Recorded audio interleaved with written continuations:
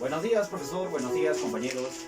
En esta oportunidad, quien les habla y mi grupo vamos a dar una exposición acerca de la hidrometalurgia del cobre, dando a conocer procesos que influyen en todo en este paso del cobre desde mineral hasta hacer láminas de cobre, ¿no? Como primer paso tenemos la etapa de exploración. La primera etapa del proceso de producción del cobre se inicia con esta etapa, ¿no? Una exploración geológica. En esta fase se pueden verificar los tipos de roca que contienen el subsuelo, ¿no? El cobre también se encuentra diseminado en ciertos sectores de la corteza terrestre y su ubicación está determinada por los distintos procesos geológicos que han ocurrido en la historia del planeta. De acuerdo a las características de los procesos geológicos, el cobre está presente en la corteza terrestre de forma de minerales sulfurados y oxidados, cuyas características determinan su posterior forma y procesamiento. En este caso, solamente vamos a hablar acerca de minerales oxidados. Estos minerales oxidados están en la superficie del yacimiento, contienen óxidos de cobre, los que comúnmente son de color verde o azul. Los minerales oxidados se han formado también por acción del oxígeno y otros agentes. Como segundo proceso, ya habiendo conocido un poco de la etapa de exploración, tenemos la etapa de extracción. En esta etapa cobran valor importante las voladuras, las maquinarias pesadas, que van a ser lo más importante en este proceso, ¿no? Bueno, tal como su nombre lo indica, este procedimiento mediante el cual se extrae el cobre de la tierra, el objetivo principal es sacar el mineral del macizo rocoso para llevarlo de una forma segura a la planta, donde será separado de otros minerales y así obtener un cobre más puro, el mismo después que se vende en el mercado internacional. Como segundo punto tenemos las tronaduras. Las tronaduras consisten en poner los explosivos en los hoyos que se hicieron en el proceso anterior de perforación. Estos explosivos van a ser detonados a control remoto y así poder fragmentar el macizo rocoso. Como tercer paso tenemos la etapa de carguillo. Esta etapa consiste que mediante las palas vamos a cargar los camiones con el mineral recolectado y así ser llevado a las plantas de procesamiento del cobre.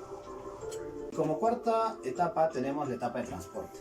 Los camiones, trenes o las correas transportadoras llevan las rocas a su lugar de destino para continuar con el proceso productivo. Este proceso obviamente viene ya la etapa de chancado, ¿verdad? Habiendo ya pasado por la etapa de exploración y extracción, nos queda definir los tipos de yacimiento. En este caso, para el cobre y otros minerales, existen tipos de yacimiento como yacimiento subterráneo y tajo abierto. Nosotros vamos a representar tajo abierto en nuestra maqueta, ¿no? Como podemos ver aquí, esta sería nuestra mina, nuestras maquinarias pesadas, ¿no? Y vamos a hacer como si esto fuera tajo abierto, ¿no? Es donde se van a mover cantidad de tonelaje para poder llevarlo a procesamiento del cobre. Continuando con la exposición de mi compañero, ahora pasamos a una etapa del chancado. Como acá en nuestra maqueta tenemos la tolva de gruesos, chancador secundario, y lo cual pasa a otro proceso. Yo voy a hablar del chancado, lo cual, como se imaginarán, este material extraído no tiene un tamaño regular. Al contrario, puede contener fragmentos de menos de 1 milímetro y otros de más de 1 metro de diámetro, por lo que se requiere un proceso que reduzca e iguale el tamaño de las rocas. Este procedimiento es el que se conoce como chancado.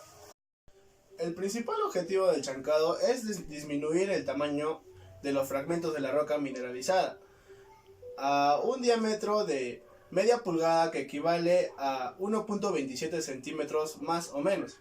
Este procedimiento es necesario para que el material pueda ser tratado en las siguientes etapas del proceso productivo.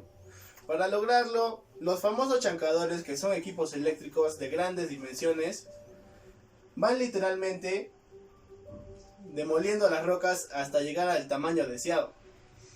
Pero claro, no es llegar, aplastar y alcanzar la medida precisa. Para eso hay que conseguir la media pulgada. El material extraído pasa por 3 niveles de chancado. Siguiendo, este proceso tiene 3 etapas, lo cual viene a ser la etapa primaria. El chancador reduce el diámetro máximo de los fragmentos a 8 pulgadas, lo cual viene a ser esta parte, en la tolva de gruesos. En la etapa secundaria, el fragmento se reduce a 3 pulgadas, es acá, en el chancador secundario. Y en la etapa terciaria, las rocas llegan al fin a su anhelada media pulgada. Si en esta etapa, al igual que en la fase de extracción, también hay máquinas enormes capaces de llamar la atención de cualquiera. Las máquinas chancadoras varían su tamaño dependiendo del nivel de chancado, como vemos acá.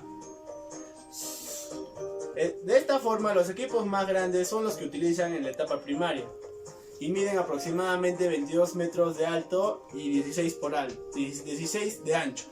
Como ven acá, este es un prototipo, ¿no? Pero en real la mina, esto viene a ser mucho más grande. Te preguntarás cómo operan estos monstruos eléctricos. Los chancadores reciben el material por su parte superior, sitúan las rocas mediante movimientos vibratorios y las expulsan por abajo. Todo el material, tanto el que llega como el que sale del chancado, es trasladado a través de correas transportadoras, como viene a ser representado en nuestra maqueta. Por lo que el proceso es bastante automatizado y no requiere de un esfuerzo físico sobrehumano. En esta etapa, dependiendo del tipo de cobre que se esté trabajando, óxido o sulfuro será el próximo paso para el proceso productivo. Esto es porque se trata de minerales con características diferentes a su tratamiento, que esto también lo será. Procedimientos para los óxidos, lo cual mis compañeros próximamente van a hablar, sería el de lixiviación y electroobtención. Continuando con la exposición, luego de la etapa de chancado sigue la etapa de aglomeración. El proceso de aglomeración tiene como objetivo preparar el material mineralizado para la lixiviación, de manera de asegurar un buen coeficiente de permeabilidad de la solución. La permeabilidad es dependiente de las características físicas del material en cuanto a proporciones de poros, la que depende a su vez de las proporciones entre lamas, finos y gruesos, y del método de formación de las pilas o depósitos. Realizar la separación de tamaños finos y gruesos, efectuándose la lixiviación estática solo en estos últimos, normalmente con leyes más bajas, y la lixiviación dinámica con los finos, normalmente enriquecidos. Existen los casos en que por este sistema se ha logrado un mayor y más rápida recuperación que por una íntegra lixiviación estática. Para que se realice una buena aglomeración, especialmente en las minerías de cobre, se deben considerar ciertas características del material mineralizado, entre las que se tiene el tamaño y geometría de las partículas. 18. Granulometría, características geológicas, ley de cobre en el yacimiento, condiciones ambientales, evaporación del agua, humedad del curado, tiempo del curado y entre otras. Para que se realice una buena aglomeración, especialmente en las minerías de cobre, se deben considerar ciertas características del material mineralizado, entre las que se tiene el tamaño y geometría de las partículas. 18. Granulometría, características geológicas, ley de cobre en el yacimiento, condiciones ambientales, evaporación del agua, humedad del curado, tiempo del curado y entre otras. Bueno, ya que nuestro compañero nos ha explicado sobre el proceso de aglomeración, ahora yo les voy a explicar sobre el proceso de lixiviación. Como sabemos que de la mina pasa por una etapa de chancado, de molienda, de aglomeración, y en esta se va a obtener mineral de tamaño regular, que estas van a ser transportados a los packs de lixiviación. Los packs de lixiviación se realizan en patios de 6 a 7, dependiendo la dimensión de la minería. Por ejemplo, esa minería son transportados por fajas transportadoras y van poniéndose de manera continua, llegando a una altura de 6 o 7 metros. En este proceso se va a hacer una instalación de regadío. Existen dos tipos de regadío por aspersión y regadío por goteo. Bueno, para este proceso va a esperarse un tiempo determinado de 45 a 65 días para que el metal oxidado se libere y tengamos un cobre enriquecido que se va a ir a un pozo enriquecido. Bueno, nosotros, como bien sabemos, el ácido sulfúrico es un agente altamente contaminante, y al proceder, cuando nosotros vamos a regar, el ácido sulfúrico lo que va a hacer, va a quedar la parte superior, y esto va a contaminar el medio ambiente. Para que no ocurra esto, ya se ha hecho estudios y se colocan geomembranas. Las geomembranas son capas que van a proteger la corteza terrestre. Bueno, como les estaba explicando, en el proceso de lixiviación lo más importante es que se va a obtener PLS que van a ir directamente al pozo enriquecido. Para esta solución se van a agregar 6 gramos de ácido sulfúrico con 1 litro de agua. Bueno, en esas dimensiones, claro que son mayores, ¿verdad? Pero de esa manera se calcula. Continuando, el proceso de extracción por solución es en donde se concentra y purifica el PLS obtenido en la lixiviación, que sería un sulfato de cobre. Bueno, en la extracción por solución tenemos dos etapas, que es la extracción y la reextracción. Para que pase el proceso de electrólisis, debe salir de la reextracción con una concentración elevada en cobre y una baja cantidad de impureza. Bueno, pasando a la etapa de extracción, tiene dos fases, la acuosa y la orgánica. En la acuosa se encuentra el sulfato de cobre y en la orgánica el extractante que retiene los iones de cobre. Bueno, luego de la agitación que se hace en la extracción, se obtiene que la orgánica tiene una elevación con una concentración de cobre, y en la acuosa se encuentran los iones de hidrógeno que al juntarse con el sulfato crean el ácido sulfuroso, a lo cual se reusa para el lavado de las pilas. Luego, en la etapa de reextracción, como podemos ver en la maqueta, encontramos dos fases igualmente habladas en la etapa de extracción, que es la fase acuosa y la fase orgánica. La fase orgánica es la solución cargada en cobre anteriormente obtenida de la extracción, y la fase acuosa, que es un electrolito pobre, a lo cual se obtiene un 35-40 gramos por litro de cobre más 2. Bueno, luego de la agitación que se da en la reextracción, se obtiene en la fase orgánica una descarga del cobre, y en la fase acuosa los iones de cobre más 2. El proceso de electrólisis. Bueno, llegando a esta última parte de nuestra exposición, vamos a hacer una pequeña reseña de los procesos que hemos visto en nuestra maqueta, ¿no? En esta parte tenemos el área de mina, en el cual se ha dado la exploración y la explotación.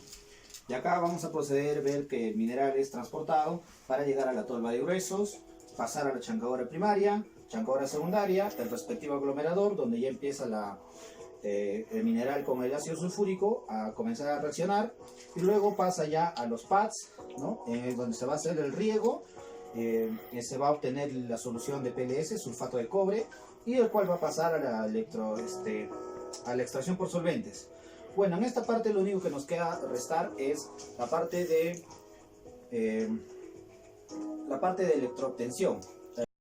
Bueno, en esta parte de la electroobtención, tal así como su nombre lo indica, esta es la etapa final del cobre oxidado, ¿no es cierto? Tiene por objetivo obtener cátodos de cobre de 99.99% de pureza mediante el uso de la energía eléctrica. La electroobtención, también conocida como electrodepositación, es uno de los procedimientos actuales más sencillos para recuperar el cobre obtenido en las soluciones líquidas.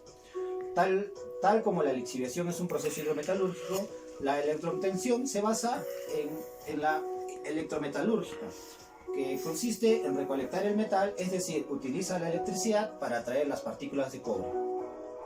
¿Cómo se realiza este proceso de electroobtención? Bueno, sigue una secuencia de pasos, ¿no? Como primer paso tenemos que la solución electrolítica que proviene de la etapa de lixiviación y que contiene sulfato de cobre es trasladada a las denominadas celdas electrolíticas o celdas de electroobtención. Es como una especie de piscinas, ¿no? Bueno, como segundo paso, sabemos que en estas celdas se disponen en su interior ánodos por donde entra la corriente eléctrica y cátodos por donde sale la corriente eléctrica. Como tercer paso, tenemos que en las celdas se hace circular una corriente eléctrica de muy baja intensidad entre el ánodo, que viene a ser el polo positivo, y el cátodo del polo negativo. Luego, mediante la electrólisis, los iones de cobre, cationes, presentes en la solución de sulfato de cobre, son atraídos por la carga negativa del cátodo y se depositan en él. Bueno, en esta etapa de electrotensión nosotros le hemos representado aquí como si fuera nuestra celda de electroprotección, donde el cobre va a pasar el ciclo respectivo, que vienen a ser 7 días, ¿no? 7 días, y acá podemos ver las láminas de cobre ya obteniendo, ¿no? Entonces, ¿qué obtenemos como producto del proceso de electroprotección? Tras 7 días de este ciclo, en el que el cobre se traslada de cátodos por efecto de electricidad, comienza la más esperada cosecha, ¿no? En la que se obtienen cátodos de metal rojo de 99.99% de pureza. El proceso productivo de óxidos es bastante más sencillo y rápido que el proceso de cobre sulfurado, el cual también pasa por varios procesos más, ¿no? que en el caso de la hidrometalurgia.